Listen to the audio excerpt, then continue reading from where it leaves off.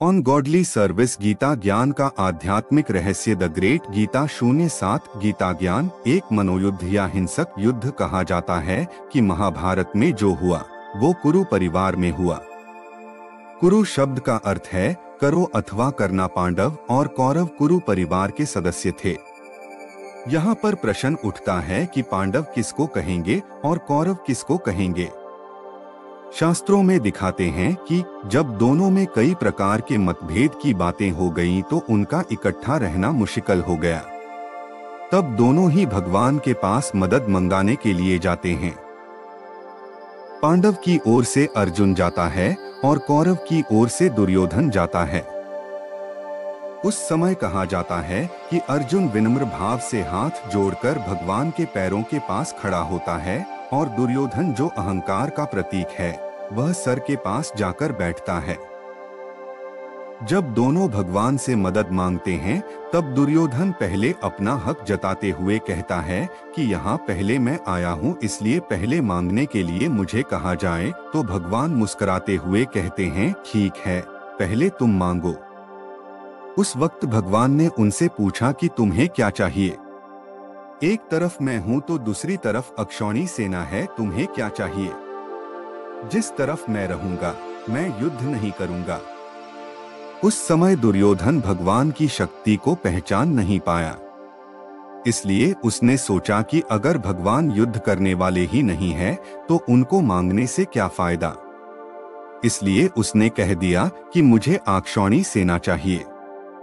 भावार्थ यह है कि जैसे कहा गया है कि विनाश काले विपरीत बुद्धि विनश्यन्ति, जब उसके विनाश का समय आ गया तो ऐसे समय में उसकी भगवान के साथ प्रीत ही नहीं थी, अर्थात विपरीत बुद्धि थी। अर्जुन जिसकी ईश्वर के साथ प्रीत थी वो भगवान की शक्ति को बहुत अच्छी तरह से जानता था। भगवान अगर युद्ध नहीं भी करेंगे तो भी उनमें विजय दिलाने की क्षमता है। इसलिए उसने विनम्र भाव से कह दिया कि भगवान आप मेरे लिए सब कुछ हैं। भावार्थ यह है कि भगवान की शक्ति को पहचानने के लिए जीवन में विनम्रता चाहिए।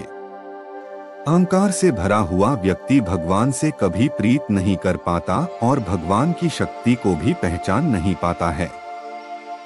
दुनिया में आज महाभारत जैसी स्थिति हो गई है। ऐसे समय में हम जितना विनम्र रहना सीख लेते हैं तो हर क्षण भगवान को अपने साथ महसूस करते हैं। यदि हम अपने अहंकार में रहेंगे कि हम सब कुछ कर सकते हैं तो हम भगवान से विपरीत हो जाते हैं। जो विपरीत हो गया वह विनाश को अवश्य ही प्राप्त करता है। ऐसी परिस्थिति में हमें किस प्रकार की मनोस्थिति का होना चाहिए ये श्रीमद् भगवद गीता स्पष्ट करती है। कहा जाता है कि हर मनुष्य में दो प्रकार की प्रवृत्ति रहती हैं, एक दैवी प्रवृत्ति और दूसरी आसुरी प्रवृत्ति। दैवी प्रवृत्ति अर्थात जो धर्म पक्ष का वाचक है, पांडव वृत्ति समाई हुई है। संसार में आज पांडव कितने हैं अर्थात भगवान से प्रीत करने वाले कितने प्रतिशत में हैं। इसलिए दिखाया गया है कि 100 कौरव और 5 पांडव अर्थात मुट्ठी भर। दुनिया को अगर 100% में ले लिया जाए तो उसमें से भगवान से प्रीत करने वाले संसार में कितने लोग होंगे।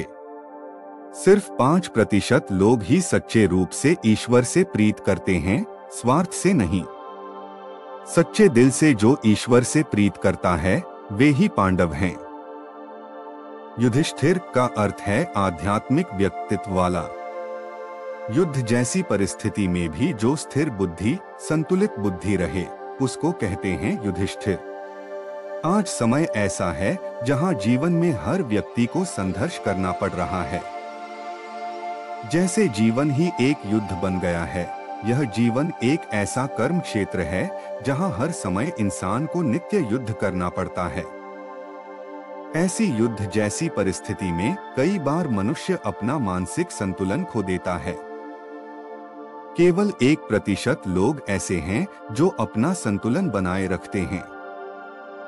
भीम जो आत्मशक्ति से संपन्न है, जिसके पास आत्मबल है, जिसके सामने कोई भी परिस्थिति ठहर नहीं सकती, उसके अंदर जड़ से उखाड़ देने की क्षमता है, इतनी विल पावर जिसमें हो उसे भीम कहा गया।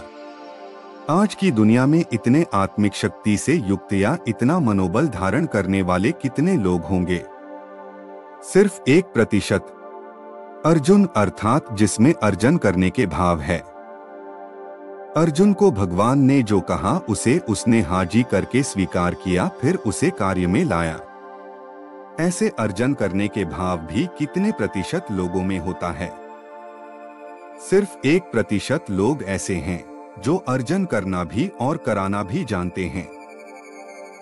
नकुल अर्थात जो नियमों में चलने वाला, जिसको आज की दुनिया में कहते हैं सिद्धांतवादी व्यक्ति, जो अपने जीवन को संयमित रखता है। ऐसे लोग भी आज के संसार में कितने हैं? केवल 1%। सहदेव अर्थात जो हर कार्य में अपना सहयोग देता है। विशेषकर जहाँ कहीं शुभ कार्य होता है, धार्मिक कार्य होता है, आध्यात्मिक कार्य होता है, बिना किसी अपेक्षा के सहयोग, ऐसे सहदेव भी आज संसार में कितने प्रतिशत होंगे? सिर्फ 1%। और वो सहयोग भी किस आधार से दे सकते हैं? उन्हें दिव्य दृष्टि और दिव्य बुद्धि का वरदान होता है। ये 5 पांडव हैं आज की दुनिया में। आज हम सभी कहाँ हैं? क्या हम युधिष्ठिर हैं, भीम हैं, अर्जुन हैं, नकुल हैं या सहदेव हैं? आज तो हम यही कहेंगे कि आप सभी यथार्थ रूप में अर्जुन हैं। ऐसे अर्जुनों के प्रति ही श्रीमद् भगवद गीता का ज्ञान है। इसके विपरीत देखा जाए तो कौरव हैं।